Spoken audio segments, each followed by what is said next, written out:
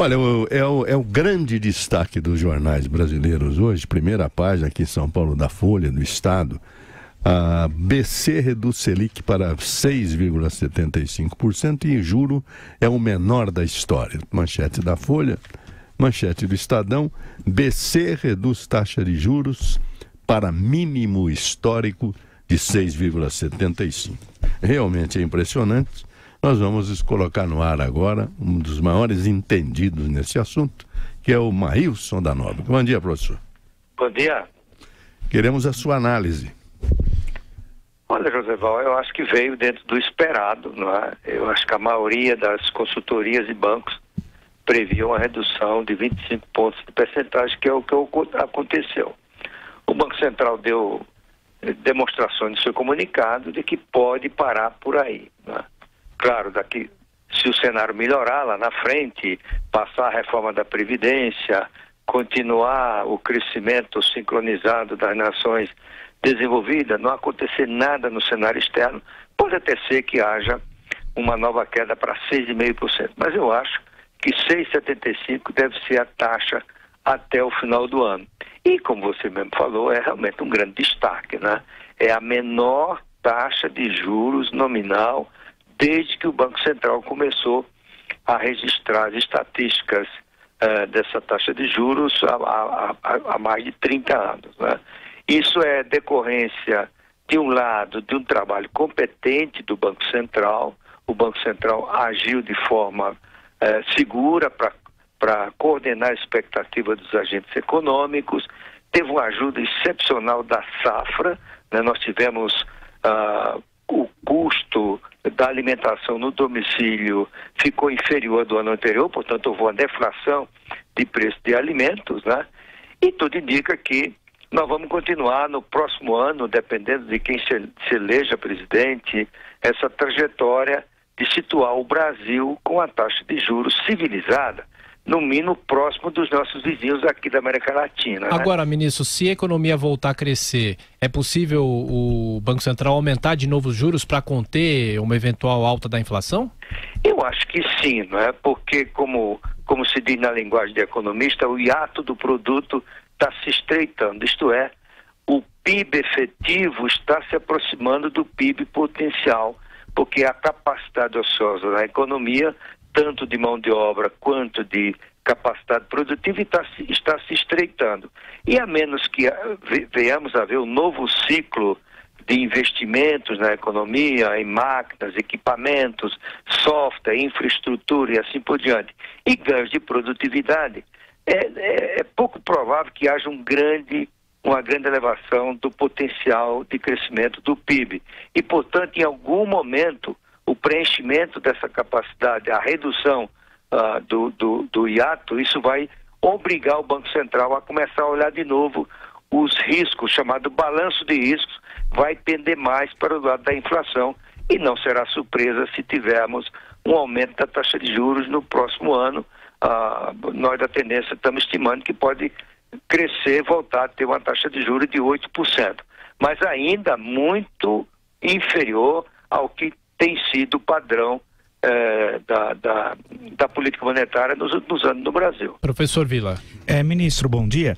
Bom dia, o senhor falou de taxa de juros civilizada. É possível a gente chamar de taxa de juros civilizada o que nós temos, por exemplo, no cartão de crédito, no empréstimo bancário ou no cheque especial? Não, quando eu falo de taxa de juros civilizada, eu estou me referindo à taxa básica de juros. A taxa final, tomador, ela é muito maior do que a taxa básica de juros em qualquer lugar do mundo. E por que isso exemplo, ocorre? a taxa de juros do cartão de crédito, do crédito pessoal nos Estados Unidos, é 3 a 4 vezes a taxa de juros que uma empresa paga, né? No Brasil, você tem distorções adicionais que fazem com que esses prédios, vamos dizer, a diferença entre a taxa básica de juros e o que o tomador paga seja muito grande. Você tem um país em que a inadimplência é intensificada por ações da justiça. O Brasil tributa as transações financeiras, coisa que não é comum em parte alguma do mundo, né? Nós temos uma série de tributos, IOF, PIS, COFINS, etc., sobre as transações financeiras. Enfim, tem uma série de fatores que explicam que a taxa do crédito ao consumidor no Brasil seja muito alto. Mesmo assim, o Banco Central está monitorando isso muito de perto para identificar distorções que possam ser eliminadas e faz com que a taxa de juros ao tomador também no cartão de crédito comece a ter uma redução significativa.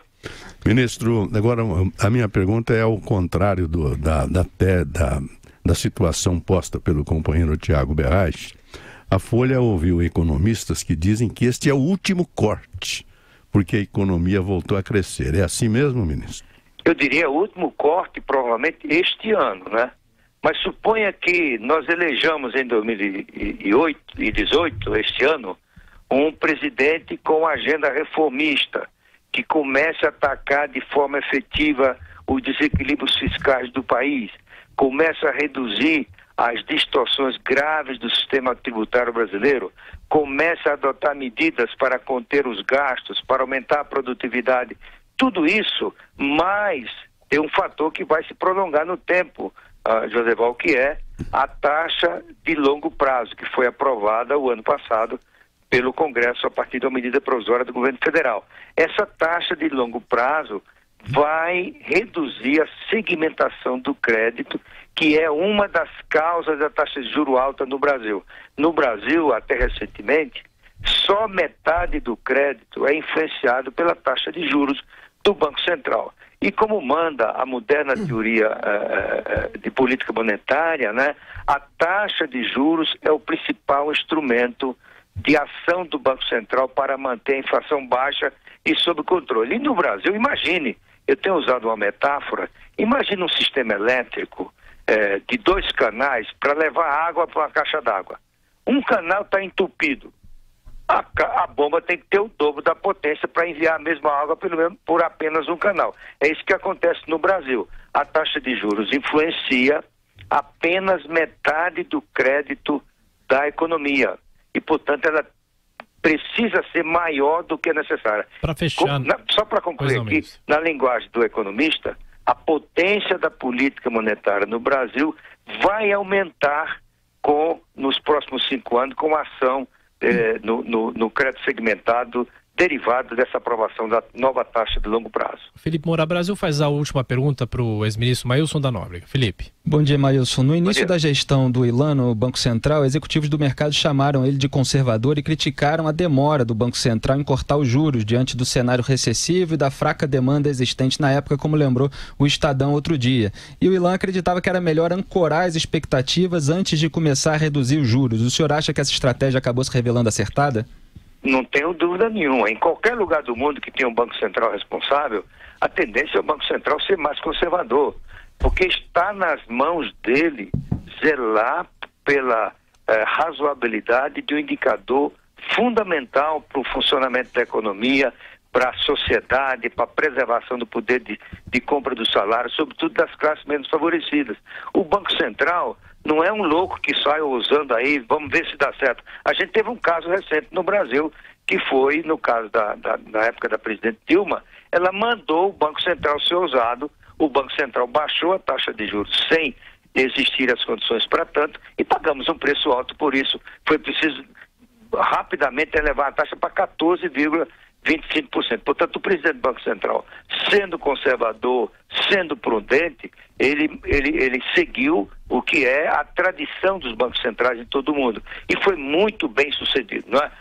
Ancorou as expectativas e está colhendo os frutos desse teu trabalho. Não é à toa que o Ilan foi eleito o Banco Central número 1 do mundo pela revista de Beck, que pertence ao Financial Times de Londres. Ministro Mailson da Nóbrega, o senhor sempre nos atende. Muito obrigado por mais uma vez nos atender. Um bom dia para o senhor. Bom dia, José Val. Bom dia para todos. Um abraço.